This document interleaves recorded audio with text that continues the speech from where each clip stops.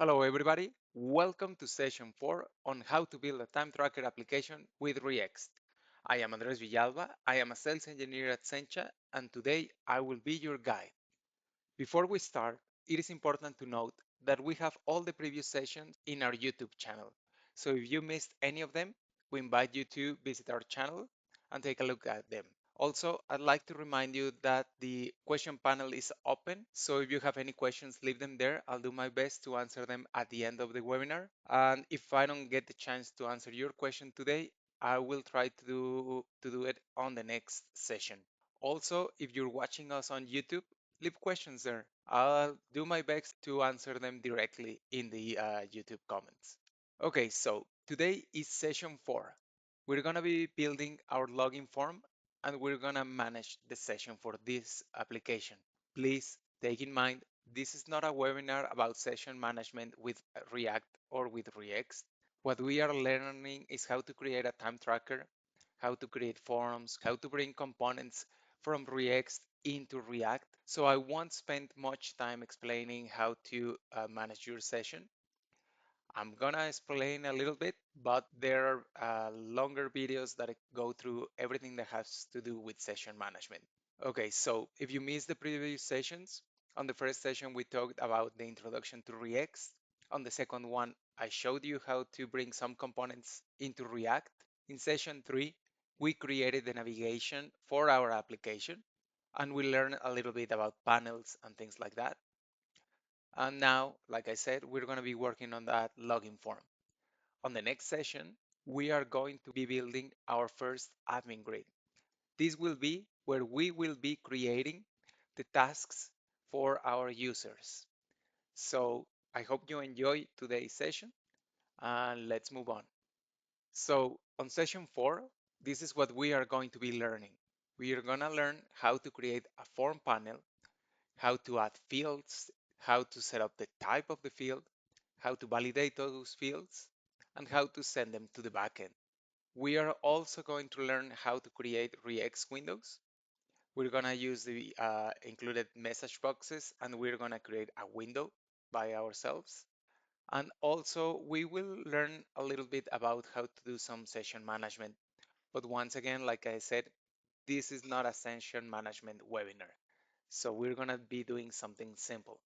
So without further ado, let's move to our code. Okay, so on our previous session, what we had built is something like this. We had some dummy charts, we had a dummy grid, and we had an empty section. So today what we're gonna be doing is creating that form, that login form first. And if login is successful, we're gonna jump into this section over here. If it's not successful, we're just gonna give the user an invalid credentials error. So for now, I'm gonna take that navigation out. The navigation was the React component we were using to encapsulate the whole system. So now I'm gonna be creating a new one. So as you remember, inside our source folder, we have here a view folder, and inside of it, we have all the views. So now I'm gonna be creating a login folder inside source. I want it outside view so that it's not exposed at the same level than the other ones. And here I'm gonna create a file called login panel.jsx. And this is gonna be the class I'm going to be using to create my view. And this is the component I'm gonna be using to create my view. So as usual, I need to import ReExt, okay? Then I need to export what I'm going to show. So basically, I'm just gonna call it like this. I'm gonna receive some properties, and that's basically it to start, okay?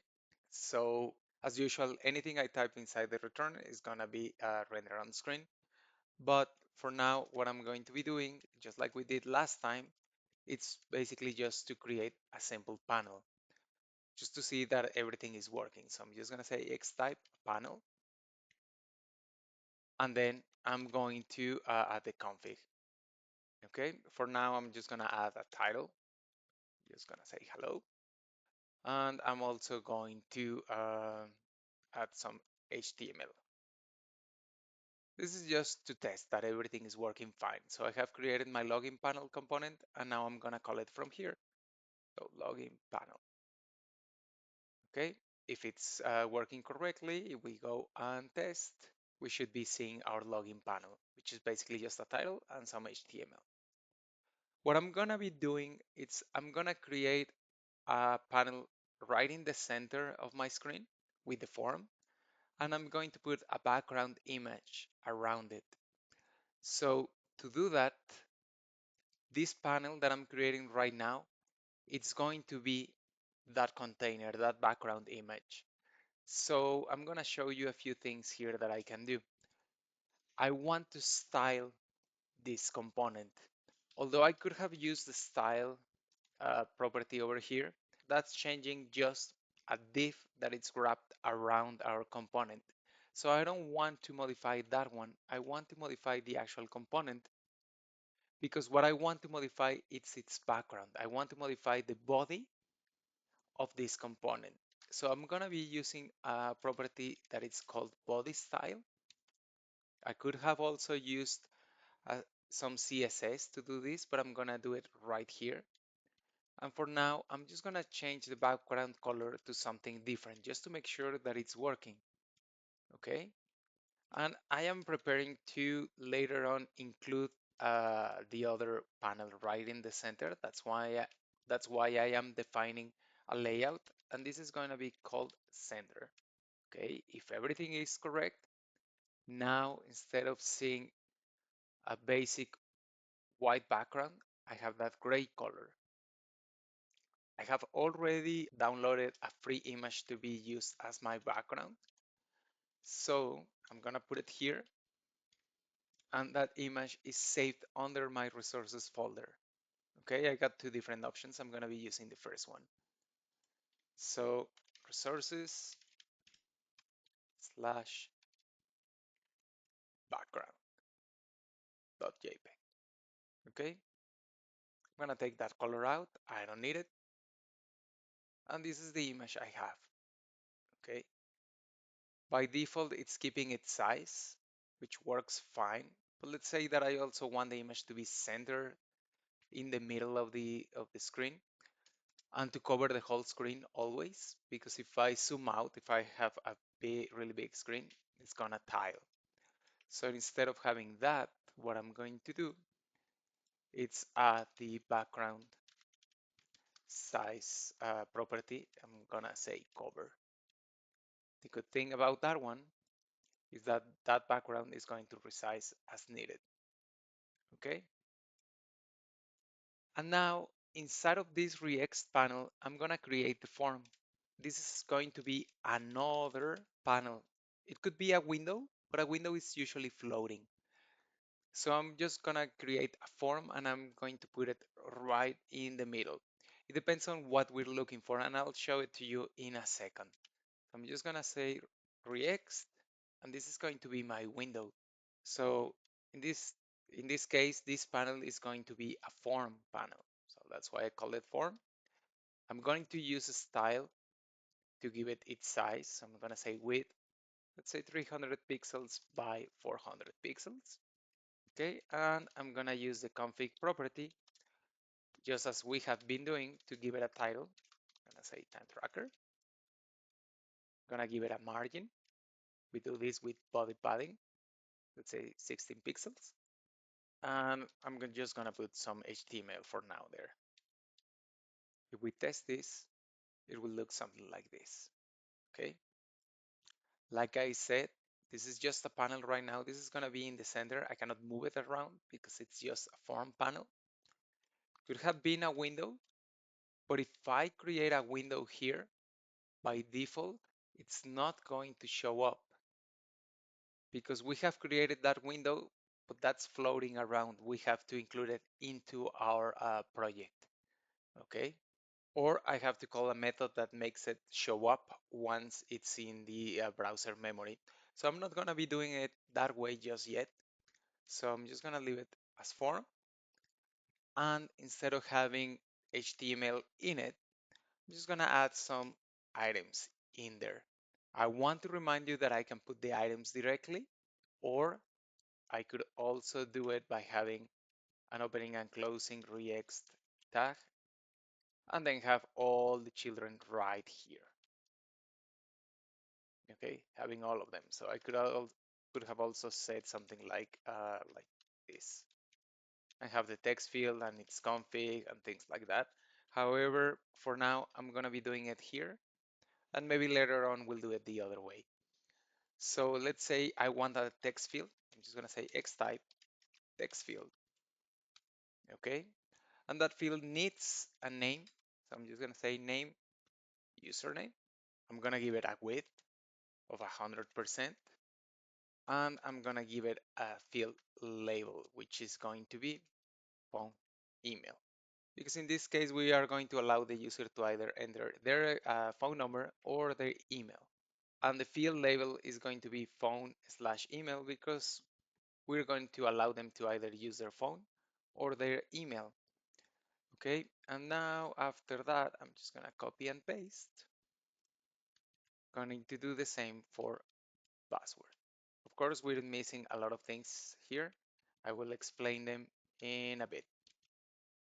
Let's see how this is looking.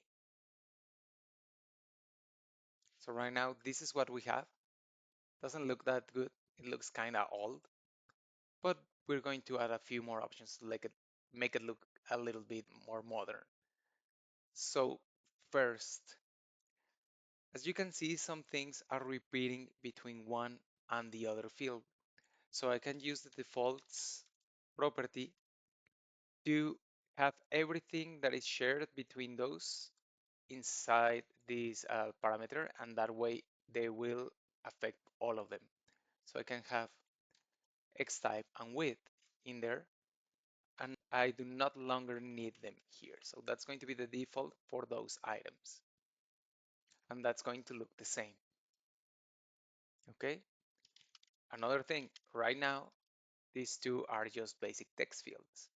If I wanted the second one, the password, to actually be a password, I can change the input type. Input type, and I'm gonna say password. As its name states, this is changing the input type to password. So let me show it to you again. And as you can see, it is now a password. Okay. Now, there are plenty more things that we want to do. For instance, I want those labels to be on top instead of on top of the fields instead of to the left. So what I'm going to do, it's over here in defaults. I'm gonna type label align, and I'm gonna select top. Also, I want those two fields to be required. So here I'm going to add another key, and that's the property called allow line. I'm just gonna say false. That way, both fields are required. I know we're allowing the user to type either their phone or their email, but just for explanation's sake, if I wanted XJS to validate this as an email, I can add vtype, meaning validation type email, and that's also going to validate that this is a valid email. So if I don't type anything, notice that both fields are now red. If I type something and it's correct, now it is fine. So I need a valid email here so that it's not marked red, okay? Of course, I can do a lot more, but as you can see, it's validating everything for us in such a simple way. But let's say that we want ReExt to tell us what the error is. That's why we can use this other option, which is message target, and we can specify where the message is going to appear. In this case, I'm saying by its side. I'm going to put it in both for now. And as you can see now, when my data is incorrect, I get this exclamation mark at the end, and it says this field should be an email address in the format of, and it shows us an example. And the other one, it only says that this field is required. Okay, so I can take this and actually put it inside the defaults key. That'll make it easier. And we can also give it a minimum length size. And to do that, all I have to do is add the main length property. Let's say that I don't want to proceed if it's less than 4 characters. And I can also do the same with max length. And let's say the max length is 50 characters. And in the case of the password, why not? Let's just say that it's maximum 12 characters, just to show it. Okay, this is not going to work exactly as you might expect, and I'll show it to you in a second. So right now it's saying that it's short, that it should be at least 4 characters. But remember that I said 12. So why is it letting me type more? Because right now it's only giving me the error in case I type more than those 12 characters. But I can enforce that max length, and all I'll have to do is say enforce max length and say true. That way, the field won't be able to exceed those 12 characters. So let's say 1, 2, 3, like that. And now I cannot go over that length. Okay. Okay, I hope that helps. We can also modify that message that we get as an error at the end. Let me show you how. So to do that, I'm gonna do it the easy way, which will just add our comments. So basically, I'm just gonna say validation and put the new string. So validation. Oh no, let's say, and the other one it's enter a valid password. Okay, and let's test it out. Now we take a look at it. Apart from the message that we were getting, now we're getting that second message. Now we're getting that second message that says, oh no. And over here, we're getting enter a valid password. So we are halfway there with this example. We have the username, we have the password, we have some validation, but let us continue. I'm gonna add a login button down there, a logo on the top. I'm also going to add a checkbox to make the password visible, and I'm gonna take out those custom messages. So let's first do that. So that one's out, that one's out. Okay. Let's say that we want a checkbox right at the bottom. I'm gonna give it a name. Let's say password visible, and I'm gonna give it a type. So this is going to be a checkbox field. I'm gonna put that first. Okay, then I have to give it a label. So instead of just using label, field label, I'm gonna use a box label that's gonna place it after the checkbox. So I'm just gonna say view password. I'm gonna put a handler here, which is going to make the password visible. Okay, so what I'm going to do is get this field. There are different ways to get it as we have previously stated. This time what I'm going to do, get that password field by getting it with the method called previous sibling. Since this code is inside the checkbox field, what this is going to do, it's going to get the previous field, which is password. Okay, and it's gonna get saved there. Now, there is no way inside Ext.js to change the type of this field directly. However, there is a trick. So let me just type password field. I'm gonna get the input element there, gonna reference the DOM and the type. And from here, I'm gonna check if this field, the checkbox, is checked, then the password is going to be text. Otherwise, it's gonna be password. Okay, now if we go and check that out, this is how it's going to look. We click on here. Now we can make that password visible. Of course, we can have an icon on the right and have that uh, icon make it visible too. But for now, I'm gonna do it this way because it's a little bit faster.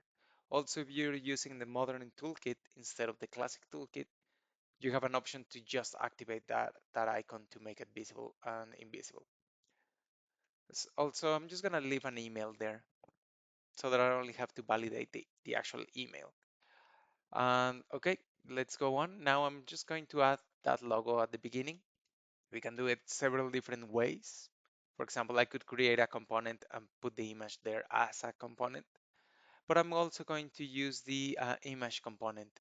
And I have this logo over here. So that's the one I'm going to put there, which is the Sencha logo.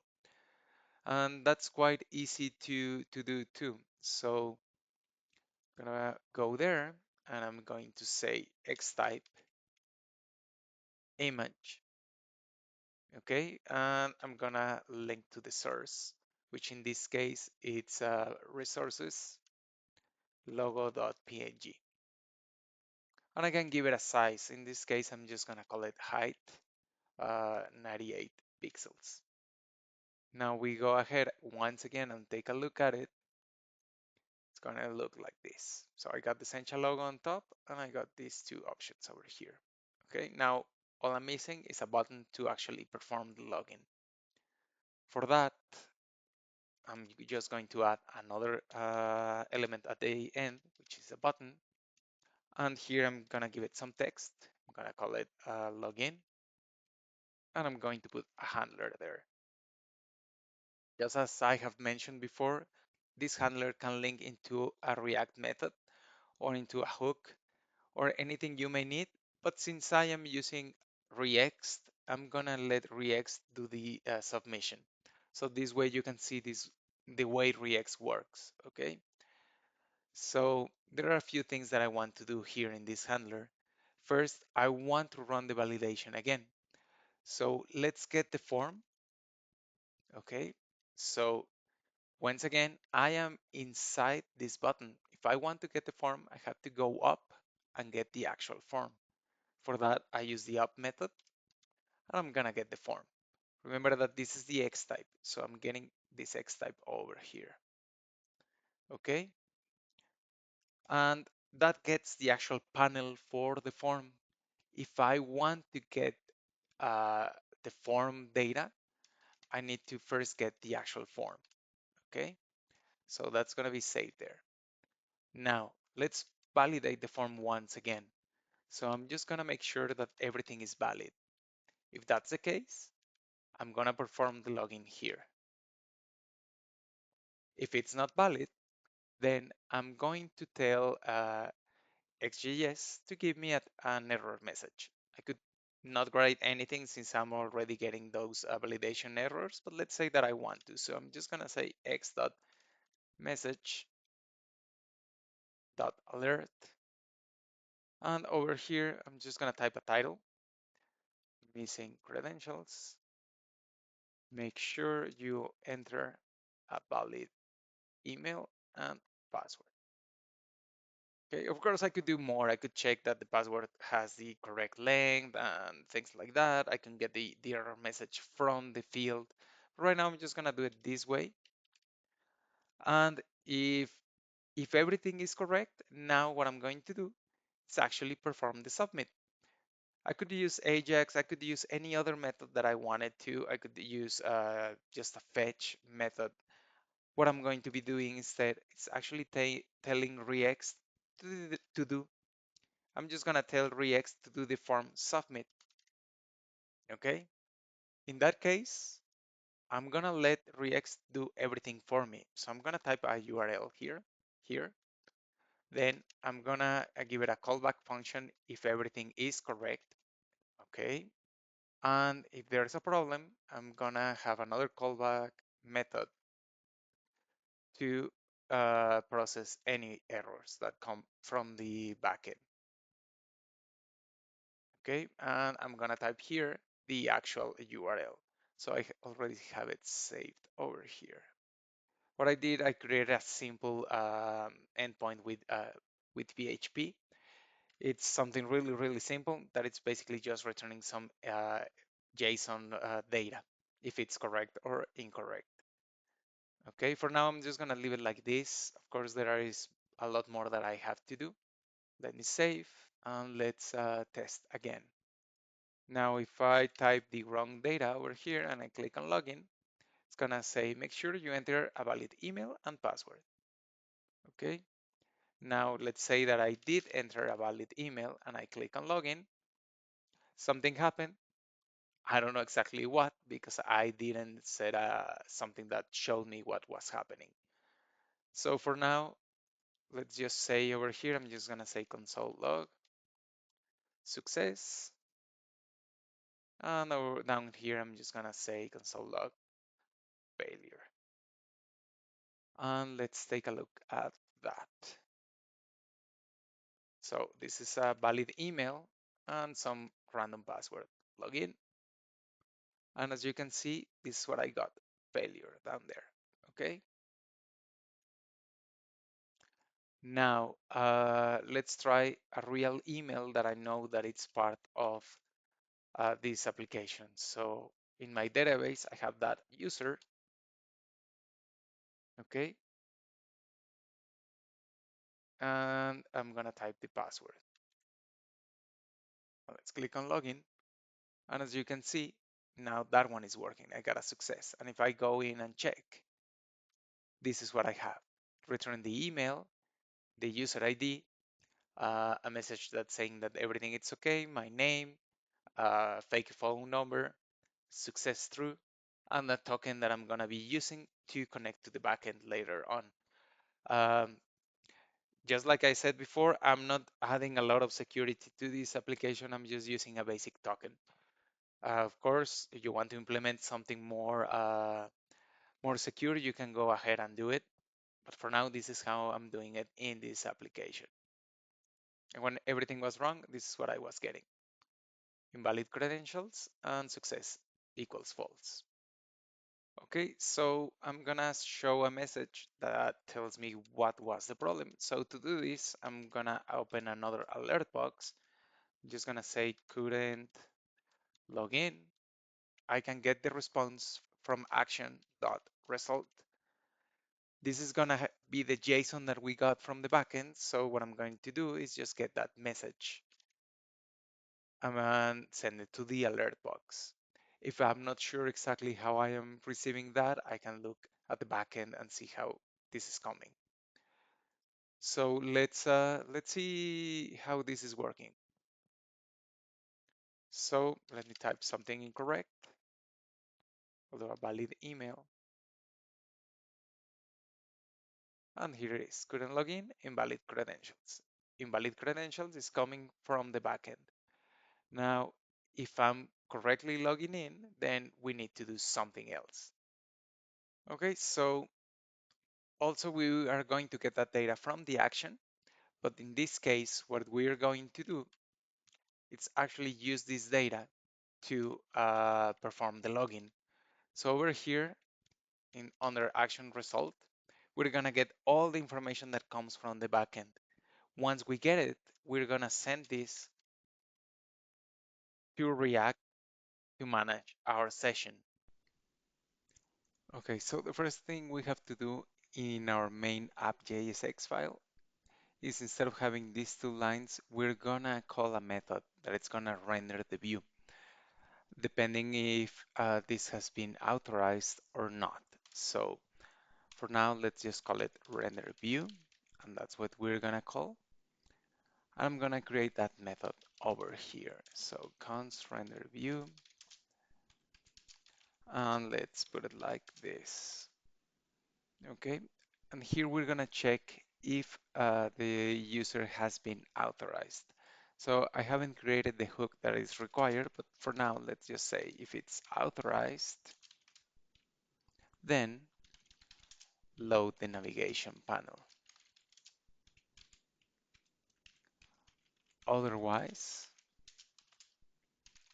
then load the login panel. Okay, and we're gonna have that instead of this. Now, how are we gonna check if this has been authorized or not? Then that's why I have a hook, and this one is gonna be using is auth and is set is auth as in authorized. Then let's create our use state. And over here, what we're gonna do is just say false since that's the default. Okay, and we're gonna create a method. We're gonna call that handle login that it's going to receive some parameters. We'll talk about those later. And this is where I'm gonna be calling that hook. And here I'm just gonna say something like true. This is gonna change, of course. I'm just doing it this way for now. And I need to send this method here to our login panel so that we can call it once the user has been authorized. So over here, I'm just gonna say login method, and what I am going to send is that handle login. Okay, now let's go back to our login panel. Over here, what we're going to do is actually send that data that we received inside the action result to our handle login. To do that, first I need to process that property over here. So I'm gonna create a new handle login,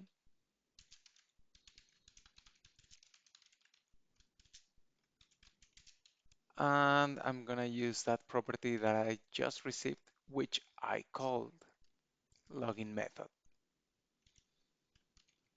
And I'm gonna send those parameters. And that's what I'm gonna be calling down here. So handle login, and what I'm gonna send is action result. If that is correct, then I can continue. I'm gonna get the parameters over here.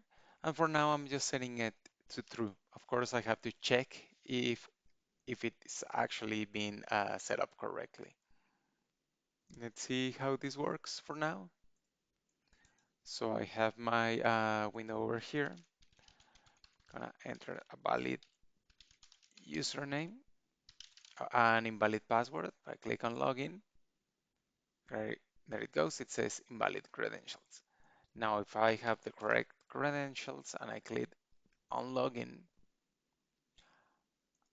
it's gonna load my application, okay? However, I'm not saving any of the credentials in memory, so I don't know the username, I don't know anything about the user. And if I refresh, it's gonna take me back once again into our login panel. And that's far from what we want. We want to keep the session open. So for that, we're gonna do a little bit more over here. Of course, I am doing it this one way. There are plenty of different ways to do it. There are more secure ways, but this is not a tutorial on how to build the best security for your application. This is a tutorial on how to bring ReExt components into React by building a time tracker application. So if you know a better way to do it, go ahead. I just want to build something fast that I can show and explain over here. Now that I have reached this point over here and I am handling the login, let's change this. First, I'm gonna make sure that the success of those parameters it's actually true. You remember I'm gonna receive that variable from the backend. So if this is false, then there's no need to actually call the login state on the login panel, okay? So I'm gonna only do this if that is the case. And I'm also going to leave the set is authorized. But instead of just calling true, I'm gonna say param.success. What else am I going to do here? So I'm just gonna save all the session data inside session storage. And to do that, I can create several items, something like this. And let's just say ID, and then I can say params.user ID and things like that. But that's gonna be a lot of session storage variables, and also those are gonna be showing up inside the debugger. So instead of doing this, what I'm gonna do instead, I'm gonna codify this as a base as a base64 variable. It's not, once again, the most secure, but at least I'm just gonna get one parameter and I'm gonna save everything there. So first, I'm going to encode our data into a string. So let's say this is our data. So right now it's inside params. And instead of just saving it like that, what I'm going to do is just use XJS to encode it. That's going to turn that JSON data into a string. And after doing that, I'm also going to use XJS to turn this into a base64 string. Okay? And that's what I'm gonna save here. I'm gonna call that authorization data. And I'm gonna save that in my project. Let's say that later on I want to recover that data. I can also create another method that I'm gonna call getLoginData. Okay? And over here, I'm gonna do the opposite. First thing is I'm gonna get that session data. Let's actually call it, yeah, I'm just gonna get that session data. So I'm also going to use session storage, but now I'm gonna get the item and it's called authorization data. So the way this works, if session data is null, that means that the data was not found. And otherwise, it means that I have the data and I can work with it. So I'm gonna assume that everything is fine. So if I have the data, basically I'm just gonna return the opposite of from what I did before. So first I'm going to decode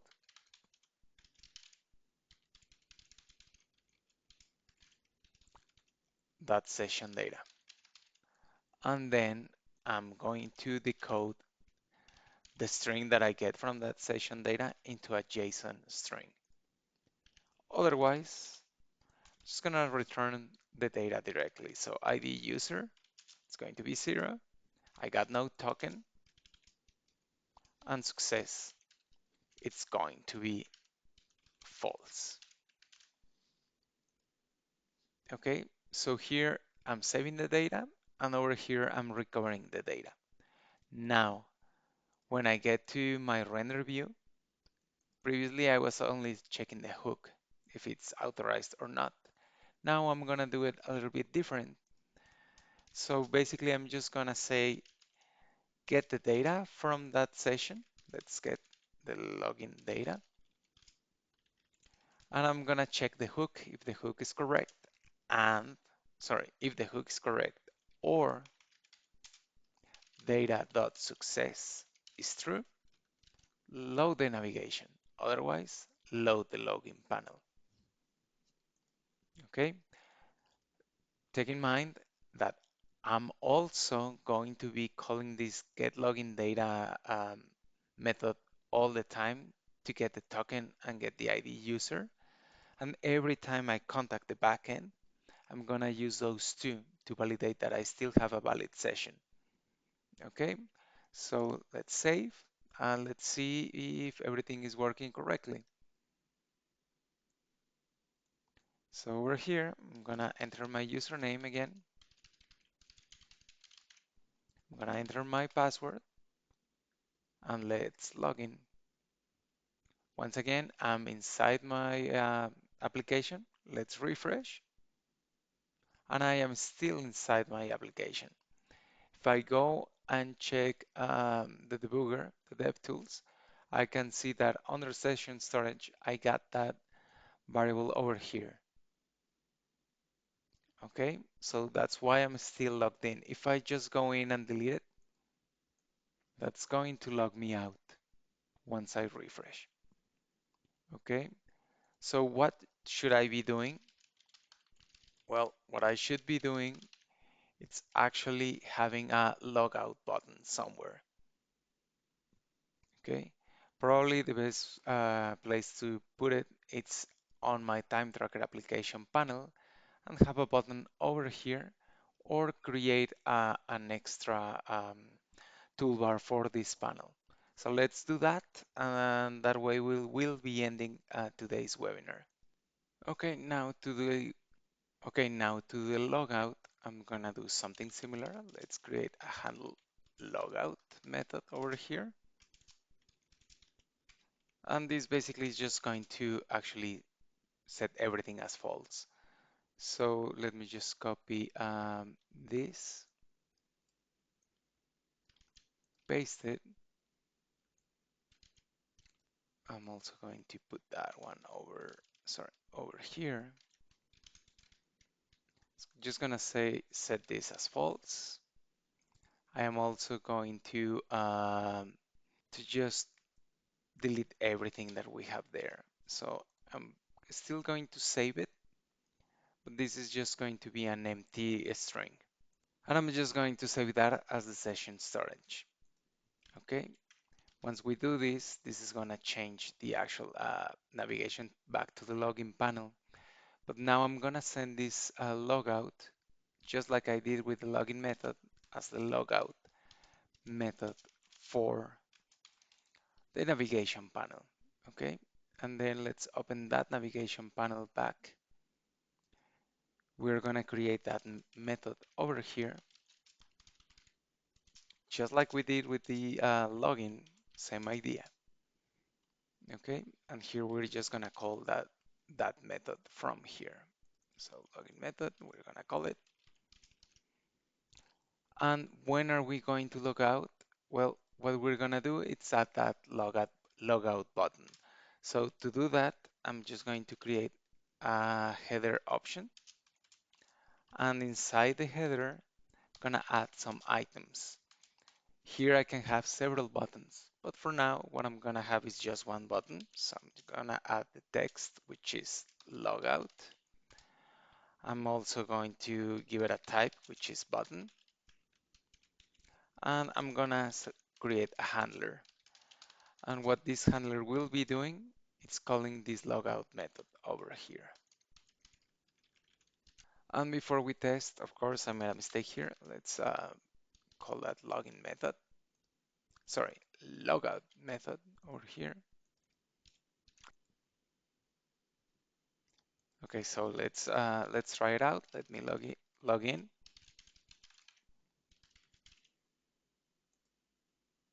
As you can see, I am inside my application. Let's log out. And now I'm outside the application. So that's done. So this is the end of today's tutorial. On the next one, we're going to be working on our first grid. Of course, that's gonna be time consuming, so I might show you everything not from the start, but I'm gonna show you some bits and pieces because if not, this is gonna take a lot more sessions. Okay, so now we have finished what I had to show you about logging in and managing your session with XJS and ReExt. So the next session, we're gonna be working on our first grid. Once again, if you have any questions, please leave them in our question panel.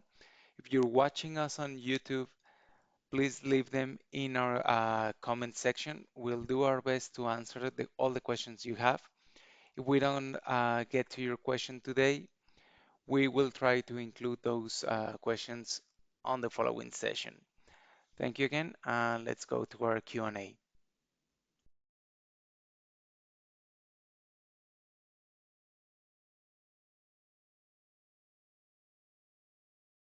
Okay, thank you. Like I said, we just finished the coding part of this webinar.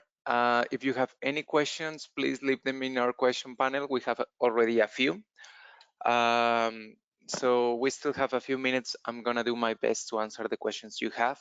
Not everything I will be able to answer today. Like I said, some things we're still looking at them. We're still developing new things for ReExt. So every comment you leave here, it's important to us because that might help us guide the product into a new phase. But anyways, Um, I'm being asked again if we are going to put the code on GitHub. Yes, we're gonna put it there. I'm waiting until I finish tomorrow's session, and then I'll push it into GitHub.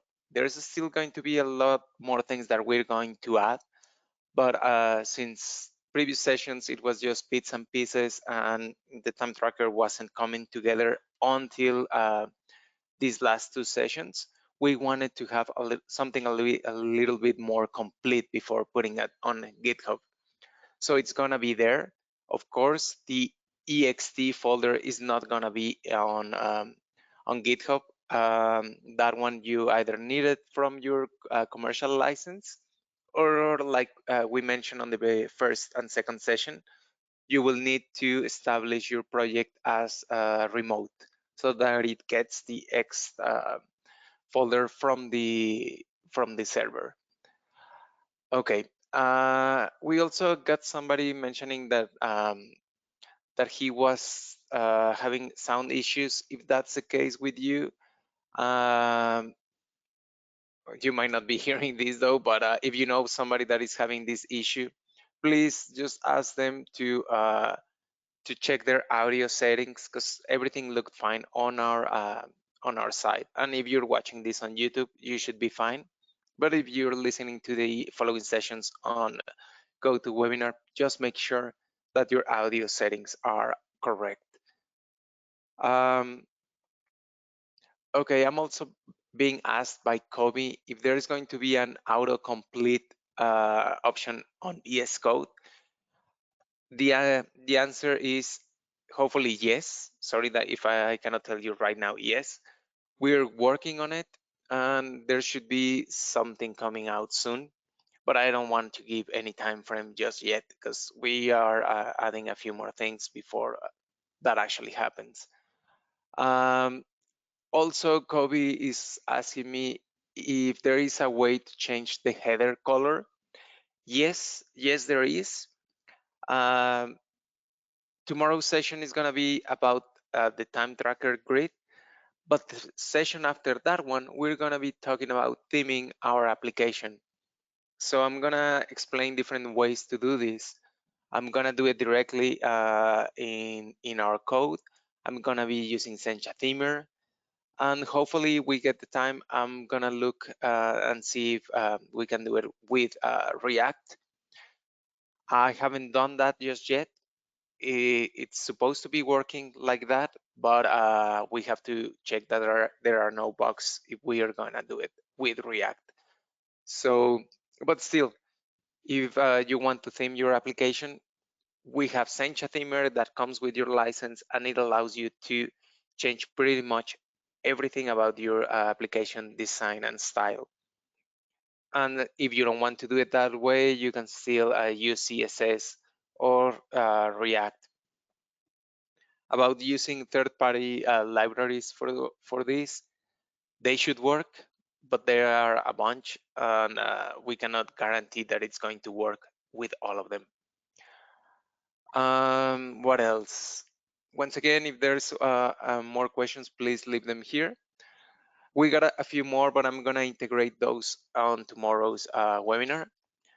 Uh, so if you don't have any questions, any more questions, I'm gonna end the webinar right now. Let me just remind you, tomorrow we're gonna build the first grid to create and assign tasks. On Wednesday next week, we're going to be theming our application. The following day, we're gonna be working on creating the grid where the users select their assigned tasks and start the time tracker. And after that, we're going to be working on reports, KPIs, charts, and things like that, so that that we can put everything together. So I hope you are enjoying these webinars. We still have a lot planned for them. And like I said on the last session, we are going to work on the topics you want related to the time tracker and ReExt. So please leave them here in the question panel, and we will include them. So once again, I want to thank everybody for being here, and I'll see you on the next session. Thank you. Have a great day.